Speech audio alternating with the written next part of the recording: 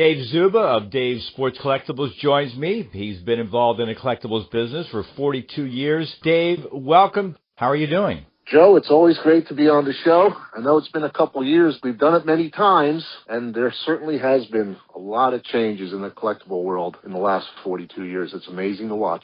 First of all, why do people collect? Joe, people collect because it brings back fond memories of their childhood. But when I was a kid growing up in New Jersey, I collected coins, comic books, baseball cards, and record albums. So I always had a couple extra bucks in my pocket. I always had a paper route and a side job at the gas station. I just enjoyed buying those things and collecting them. Then when I went away to college, everything stopped, of course. I had to pay for that. And as soon as I got out of college, I started collecting again on a small-scale basis. But like a lot of things, it kind of grew into a business and been doing it ever since. One of the misunderstandings a lot of people have is that I have something really old and I bet it's worth a lot of money. Let's start first of all how things have changed, because people who have old baseball cards or things associated with the 60s and 70s, a lot's determined by condition. And just explain why when people call and say, Dave, how much is this worth? You really can't tell them. Well, that's exactly right. Older anymore does not mean better. Being in the collectibles business for 42 years, I've now seen two different generations of collectors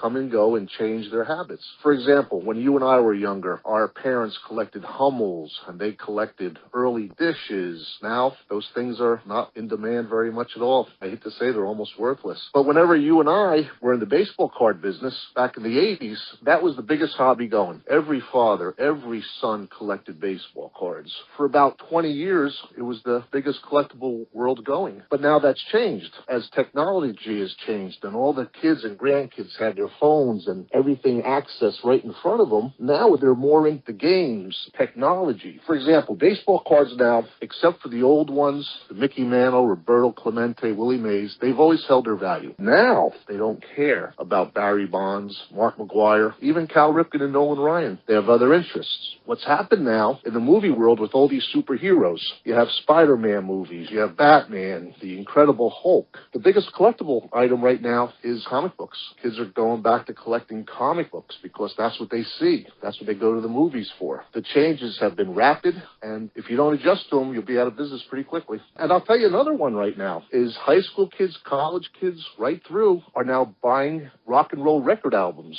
by the handfuls. Back when you and I were kids, we bought our Beatles records, Rolling Stones, and Kiss, and Led Zeppelin. And for 35, 40 years, no one cared because record albums turned into 8-track tapes. Then they turned into cassettes. Then they turned into CDs. But now, kids want to hold that record album. They want to look at the cover. They're out buying new record players. The electronic stores all sell record players now. And I'm selling as many record albums as I ever sold baseball cards back in the day. It's an amazing phenomenon to watch, how the collectible world has changed into that now. Why do you think there's so much interest in why people like vinyl? You know what? I just think they could hold it. They can trade them with their friends. They're having record album parties. They're putting on their favorite records. And not only that, it's a hobby. Here again, just like baseball cards were in the 80s and 90s, a high school young man or young girl can come with their parents. And they say, Mom, let's go to the Antique Depot. Let's go buy some record albums. They come in, and while the parents are looking through, it's bringing their parents back to when they were younger. And before you know it, the child is buying a pile. Mom and dad are buying a pile. That they have stories to share about how it was collecting when their parents collected. Now the kids are collecting. They have a common interest in these record albums. And it's really fun to watch. I see it all the time. Dave Czuba joins me from Dave's Sports Collectibles in Duncansville, Pennsylvania. You had a very close relationship with Mr. Mint, Alan Rosen. Explain how big he was in the collectible world. I met Mr. Mint, Al Rosen, in 1981 at a baseball card show. I was actually set up as a dealer before he became a dealer. He came to my table and bought a few cards. We hit it off a little bit. He was a rather loud, obnoxious, crazy guy. I'm kind of quiet and unassuming, so we kind of had a relationship where we can get along. A few years went by, and he asked me if I would be interested in helping him at the shows and going on the house calls with him and town around with him. See, back in the day, Joe, we would go to a show and have $100,000 in cash in a briefcase. briefcase. That was his famous advertising ploy. Come see Mr. Mint, I have $100,000 to spend. So we always wanted to travel in twos. Heaven forbid something bad could happen. And thank God all those years nothing did. It was a wild 25 years. We went to thousands of homes, saw thousands of collections, some good, some bad. Sometimes he would fly off the handle. I would have to rein him in. It was really a wild ride for 25 years. And unfortunately, he passed away 2 years ago. So my life has become a lot more calm. He's missed. He was the pioneer of the baseball card business as people knew it through the 80s and 90s. He did a lot for the business. And we really had some crazy calls, I'll tell you that. I do have a couple questions from people that emailed me, and what I have about this is players seem to take pride in making their autographs as illegible as possible, and they'll just scribble their autographs. How can you even identify an autograph now with a guy who just scribbles it? That's a good point, Joe. Back in the 60s, 70s, and 80s, all players or stars took great pleasure in signing an autograph and making it very legible. I remember a story Arnold Palmer told Dan Marino one time. He says, I'm honored that people ask me for my autograph, and I'm going to make sure they know it's my name. But in the last 20 years now, these players just scribble something with a number next to it. You have no idea who it is once you leave the presence of that player. It's just a very cold feeling. I would say 4 out of 5 autographs of today's stars, once you walk away, you show it to someone and say, hey, if you know who this is, they have no idea. It's just, to me, it's terrible. I mean, when you look back at Mickey Mantle autographs and Joe DiMaggio autographs and Hank Aaron and Joe Montana, they're very plain. You feel good. You look at it 50 years later, you know who it is. Now, you have no idea. Once they sign it, I have no idea who these signatures are. You've done a lot of card shows over the years, and could you talk about some of the players that were enjoyable to work with? And I'm sure then you also have guys who are very difficult to work with. I've heard people say they've gone to autograph shows and they've seen the top of the guy's head. That's about it. There's security there that rushes them through. Not only just when you're waiting online to get the autographs, but behind the scenes. Mickey Mantle would tip a few before he went out and greeted the public. If he was in a good mood, he was the greatest guy to meet. And if he was in a foul mood, you're right. He just put his head down and wrote his name and kept on going. Joe DiMaggio was the same way. He could be the nicest guy in the world, or he could just sit there and be grumpy all day long and not just want to be there. Most players of today, I find, when I still see them in Chicago or I go down to Chantilly, Virginia, they're pretty jovial today. They're getting paid tons and tons of money to sign their names. 30 years ago, you paid $20 for a Dan Marino. Now it's $300. So it is worthwhile for them to take their time, sign their name, because they are getting paid so much. I guess it's still the excitement of handing a promoter $300 to get a Dan Marino or a Joe Montana autograph and just being there in his presence. That's still the draw of why people do it. Some of my most exciting moments is when I met Lawrence Taylor of the Giants and Phil Simms. One of my heroes was Jerry West growing up, and I finally had a chance to meet him 5 years ago. And Joe, it was the funniest thing. I finally got to meet him behind the scenes, and for the first time in many, many years, I was actually speechless. I could not talk. I was that intimidated, and it brought back a flood of childhood memories. It was almost embarrassing that I had a hard time just saying hello. Pittsburgh has 2 hockey icons with Mario Lemieux and Sidney Crosby. What type of market is there for their collectible? There is a market, but it's a very small market. Pittsburgh Penguin hockey fans are a very fanatic group. People try to get their autographs. They love those players. They've won the Stanley Cups. They can be met, and they're very cordial. Now, I've never met them yet, but I've heard of other people who have, and they've been very impressed. But from a nationwide standpoint, they just don't have the draw like back in the day of Lemieux and Gretzky. They were really the 2 nationwide idols, and hockey just doesn't have that anymore, it seems like. Are there still big finds, and you still found things in attics and basements? You know, Joe, they're fewer, but it still does happen. People who watch the TV shows, 5 years ago, they found 1,000 little small tobacco baseball cards from the turn of the century. A family's grandfather died. They were cleaning out the attic. It ended up being almost a $2 million collection. Now, there was 28 kids to split it up with, so it wasn't like one person got a couple $1 million, but it was a very rare find. And actually, 3 or 4 years ago here in Altoona, there was a find up in one of the attics of 100 turn-of-the-century baseball photo cards, which included photos of Honus Wagner and Joe Jackson and Cy Young and Christy Matthews and Walter Johnson. And they ended up at an auction in Philadelphia, sports auction, and they actually sold for about $600,000. So that was the biggest Altoona find that we know of in the last 20 years. And unfortunately, I wasn't part of that one. That was a big one, and still there. Dave, one of the stories you told me several years ago was an incredible story about a find that you and Mr. Mint were involved in Virginia and had a great ending, and we should retell that story again. I think about it all the time. Oh, yeah, Joe. That's one of my favorite stories. We were doing the first annual baseball card show in Richmond, Virginia, and this was back in 1989. We were driving to Richmond.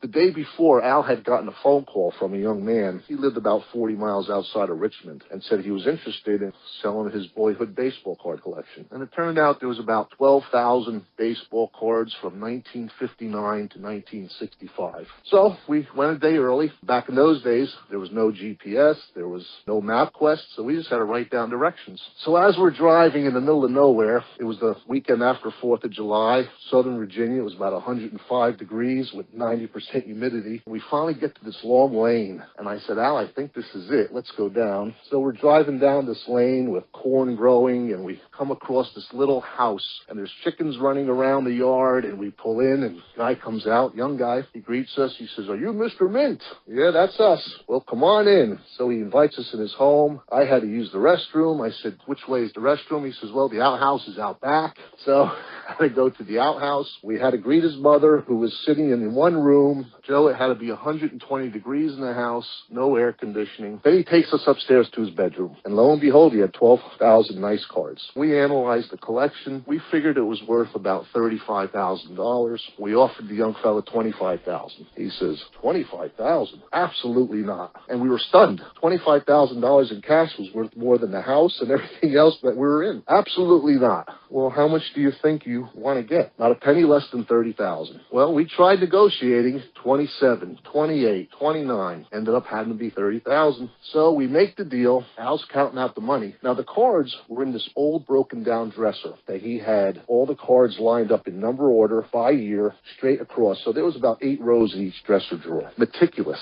So Al says, well, why don't you take out one of the drawers while I'm counting out the money? I said, okay. So I take out the dresser drawer, the first one, and the kid says, where are you going with that? I says, well, I'm taking out the cards while Al's paying you. He says, you can't have that. He said, that's my favorite dresser. You're going to have to take all the cards out. Al said, we're going to damage the cards. It's not going to work out good. And the kid says, I don't care. That's my dresser. You can't take my drawers. There'll be no deal. And Al looks at me, and I look at Al. Al says, look, guy, how about if I pay you $200 per drawer and let us have it? You could go buy yourself a new dresser. He said, okay, that's fine. Take the drawers. So the deal cost us an extra $400 just so we could have his broken down dresser drawers. And we drove away, sweat coming down, and actually we laughed all the way to Richmond after that one because you get to see everything that you never thought you'd see before. It was unbelievable, Joe. I guess people don't understand that you have to make a profit. If those cards are worth $35,000, you offer $30,000. A lot of those cards you can never sell. So I'm sure there's things you bought over the years that people think, oh, Dave Czuba is making $1 million on this deal that you couldn't give away. If you put out on the side of the road, people wouldn't take. You do make a profit on some things, but other things you've got to eat it, right? That's exactly right. Every deal is different. Some deals you get lucky, you double your money on. Other deals you buy 20, 30%. And people don't realize just how, back in the day, how many expenses you had while you traveled the road. You had gas expenses, hotels, time. You know, you had to make enough money to pay your bills. And I'll tell you what, the area where you were most vulnerable to losing money on a deal was memorabilia. Because back in the day, if we looked at a Babe Ruth signed baseball, there were no authentication companies. Or you might see a pair of 1903 World Series tickets, which was the first World Series in Pittsburgh. The guy would want, let's say, $5,000 for the pair. Well, we had to make a decision on the spot, and if we paid the $5,000, okay, now you try and get 7 or 8, but if no one wants them and you sell them for $4,000, now you just lost $1,000. It's a guessing game sometimes, Joe. It still is. When I look at a collection, I got to make a lot of guesses, and I got a funny saying what I go by sometimes is I call them the way I see them, and when I don't see them, I make it up. Sometimes you just got to make up prices and hope for the best. Yeah, I've gotten zonkered a couple times. It happens, but I have bought cards before that you don't see a crease at the time, or there's other imperfections that you just don't notice. I always tell people, if you don't lose money on a deal, you're not making enough deals. If you're just waiting to buy all the great ones, you'll be waiting a long time. Finally, Dave, what's the future for you? Well, Joe, I just turned 63. I'm still doing this on a little slower basis, but every morning I wake up, I come to the office still, see if that phone is blinking with a message and someone's looking to sell a collection or wants an appraisal of something. I'm certainly too old to do anything else in my life. So this is how I'll keep going as long as I can. It's still fun, Joe. It's still exciting. Dave Sports Collectibles, Duncansville, Pennsylvania. Check it out. You'll be glad to give them an idea as to what they have. I'm always available to appraise different collections, different things. And when people see me, they're under no pressure to sell. I'll just give them my honest opinion. If they want to sell it, that's great. If they don't, that's okay too. Dave, thanks for joining me. We'll talk down the road sometime. Always a pleasure, Joe. Always a pleasure, Joe. Thank you very much.